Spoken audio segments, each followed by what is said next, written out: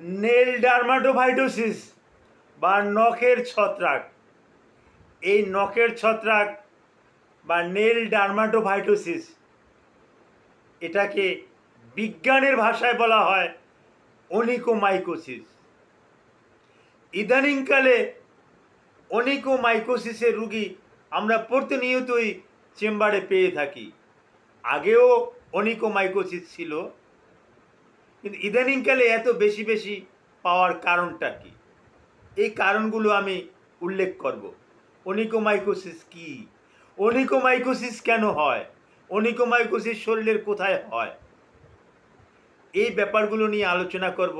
আলোচনাটি দেখলে আপনি অনেক ফলপ্রসূ হবেন, তো আলোচনাটি দেখার অনুরোধ রইল। আসসালামু আলাইকুম রহমতুল্লাহি ওয়া বারাকাতুহু। আমি ডাক্তার মীর শহীদুল ইসলাম, আমার চেম্বার শুভেচ্ছা 255, ঐতিহ্যবাহী শেখঘাট, সিলেট। জি দর্শক শ্রোতা, আলোচনা করব অনিকোমাইকোসিসের উপর। অনিকোমাইকোসিস এটা নখের ছত্রাক, নেল ডার্মাটোফাইটোসিস, এটা কি অনিকোমাইকোসিস বলা হয়। শরীরের বিভিন্ন জায়গাতেই ফাঙ্গাস গ্রো করতে পারে। তার ভিতরে এই যে আমাদের এই যে হাতের নখগুলো দেখতেছেন, আমার নখগুলো দেখেন, এই যে নখগুলো দেখতেছেন, এই নখের এই নিচে হ্যাঁ কালো কালো দাগ হয়ে যায়, পুরোটা কালো হয়ে যায়, আংশিক কালো হয়ে যায়। এরকমের পাশাপাশি 2টা নখ কালো হতে পারে, 3টা নখ কালো হতে পারে, বা একটা নখ কালো হয়ে যেতে পারে। এই রকমের কিন্তু চিহ্ন আমরা দেখতে পাই। দেখতে খুব খারাপ লাগে যে দেখতে কেমন দেখা যায়, নখটা আঁকিয়ে বাঁকিয়ে গেছে এবং নখটা ভঙ্গুর হয়ে গেছে, নখটা কেমন। এখন এটা কেন হয়? It is one kinds of fungal disease due to Trichophyton rubrum or Trichophyton রুব্রাম।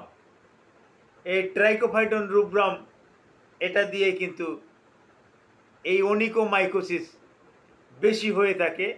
অন্যান্য ছত্রাকেরও এখানে কিন্তু আর্ধিক্য আছে। এখানে যদি বায়োপসি টেস্টে দেওয়া হয়, সেখানে মাঝে মাঝে কিন্তু মেলাসেজিয়া ভারফান নামে একটা ফাঙ্গাস, সেটাও কিন্তু আমরা পেয়ে যাই। তবে ট্রাইকোফাইটন রুব্রাম এটা কিন্তু বেশি আমরা পেয়ে থাকি। এটা কোথায় থাকে এবং কেন হয়? এটা সাধারণত যারা হাত বেশি ভিজে রাখে, স্যাঁতসেঁতে জায়গায় যারা থাকে, তাদের এটা হয়। যারা কাদামাটি ছানে, যারা মাছের ব্যবসার সাথে জড়িত, মাছের ঘেরে থাকে, মাছ ধরে, মাছের ব্যবসা করে, মাছ কাটাকাটি করে, তাদের ক্ষেত্রে কিন্তু এই অনিকোমাইকোসিস বেশি বেশি আমরা দেখতে পাই। ইদানিংকালে এটা বেশি বেশি দেখতে পাই ওই অ্যাথলেটিক্স যারা আছে, যারা বেশি বেশি ব্যায়াম করে, শরীর ঘামে, এই অ্যাথলেটিক্সদের ভিতরেও কিন্তু এই অনিকোমাইকোসিসটা দেখতে পাই। তারপর শুনলে আশ্চর্য হয়ে যাবেন, বেশ কিছু স্বাস্থ্যকর্মীদের ভিতরেও কিন্তু অনিকোমাইকোসিস দেখা যায়, কারণ তারা বেশ কিছু সময় হাতে হ্যান্ড গ্লাভস পরে থাকে। এই হ্যান্ড গ্লাভস পরে থাকার পরিপ্রেক্ষিতে হাতে ঘামায়, ঘাম হওয়ার পরিপ্রেক্ষিতে তাদের কিন্তু এইটা হয়। তারপর যারা রুগীর সেবা করে, যেমন আপনার পিতা প্যারালাইসিসে আক্রান্ত, আপনার মা প্যারালাইসিসে আক্রান্ত, তার শরীরে বিভিন্ন রকমের ফাঙ্গাস, ছত্রাক, ক্যান্ডিডা এগুলো বাসা বেঁধে আছে।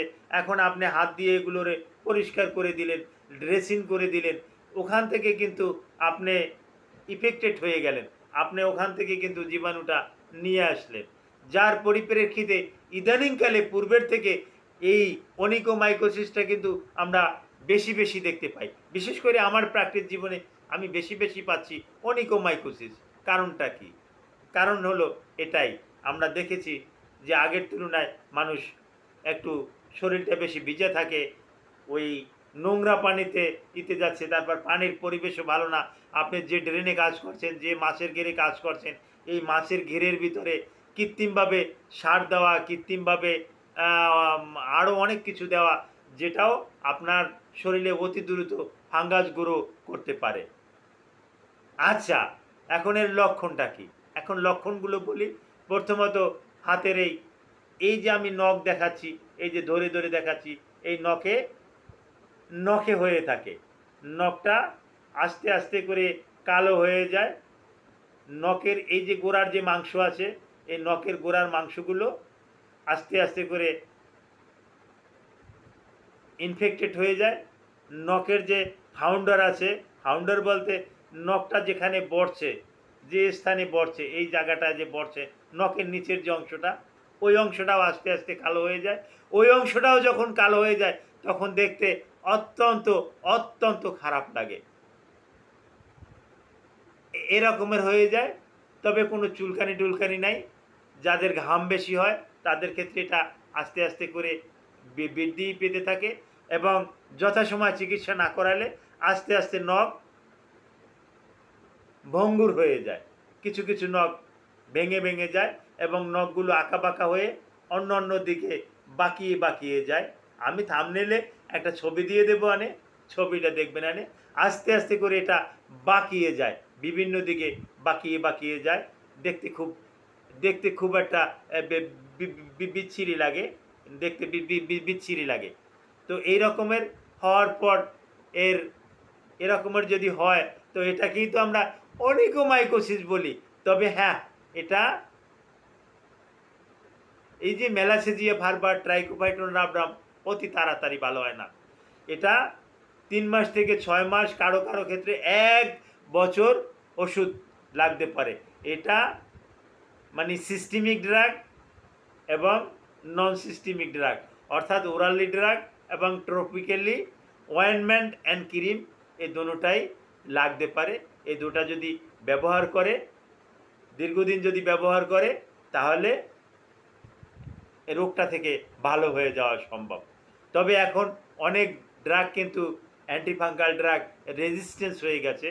আমরা দেখি কিটোকোনাজল বেশিরভাগ ক্ষেত্রেই রেজিস্ট্যান্স, ফ্লুকোনাজল এটা বেশিরভাগ ক্ষেত্রেই রেজিস্ট্যান্স,